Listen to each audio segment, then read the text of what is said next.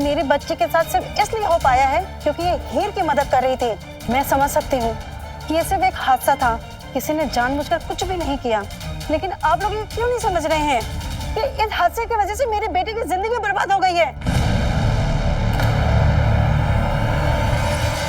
अगर एक ही झूठ बार बार बोला जाए तो एक दिन वही सच लगने लगता है। ये भी बस वही कर रही हैं। जीते की माँ की तरह मैं अपनी बेटे की जिंदगी बर्बाद नहीं होने दूंगी।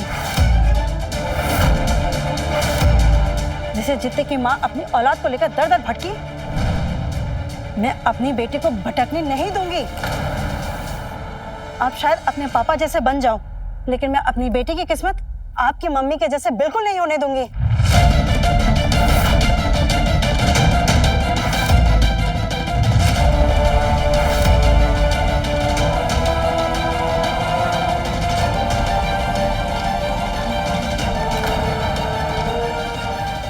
पापा जी,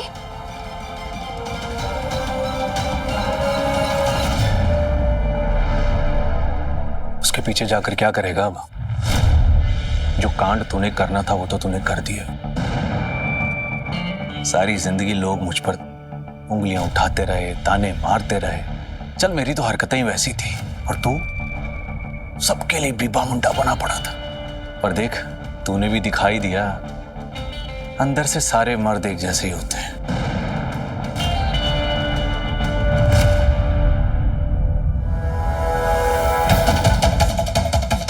सारे घर वालों में से कोई भी मुझ पे भरोसा नहीं कर।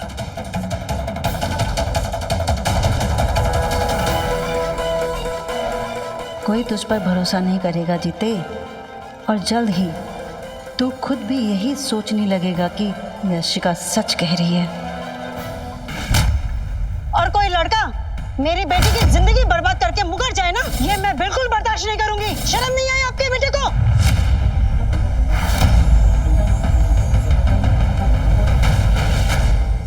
खुद को तकलीफ क्यों दे रहा है? खुद से नाराज हूं इसलिए जी, अपने परिवार को समझ ही नहीं पा रहा हूं। वहां वो लोग कुछ भी बोले जा रहे हैं और मेरी बीवी चुपचाप सबकी बातें सुन रही है। वो यशिका के पास जा रही है उससे सच जानने के लिए, जबकि उसको मुझ पर भरोसा नहीं है। जी आपको मुझ पर भरोसा क्यों नहीं है? मैं कह रहा हूं ना, मैंने ऐसा कुछ नहीं किया। देख, सच क्या है तेरी आंखों में साफ नजर आ रहा है मुझे। तो फिर ये बात आपने यशिका को बाहर क्यों नहीं बोली? अगर मैं यशिका को कुछ भी बोलूंगी तो मैं गलत लगूंगी, और सिर्फ मैं ही नहीं, सभी गलत लगेंगे। यशिका को हमारी जिंदगी में मैं लाई हूँ। मेरी मदद करने के लिए वो आई थी यहाँ पे, बिना किसी स्वार्थ के, बिना किसी मतलब के। अगर जरनैल को आज सजा भी मिली है ना, तो वो उसी की वजह से मिली है। और अगर ऐसे में हमने यशिका की बात तक नहीं सुनी तो दुनिया की नजरों में हम दोषी बन जाएंगे। जीते, तू ये मत समझ कि मुझे तुझ पे भरोसा नहीं है। तुझ पे भरोसा है, खुद से भी ज्यादा। तो फिर ही जी, जब यशिका की मम्मी बाहर ये सब कुछ बोल रही थी तो फिर आपकी आंखों में आंसू क्यों थे? मेरी आंखों में आंसू इसीलिए थे क्योंकि मैं खुद को बहुत बेबस महसूस कर रही थी। मेरे परिवार के हर एक सदस्य को तकलीफ पहुंची थी।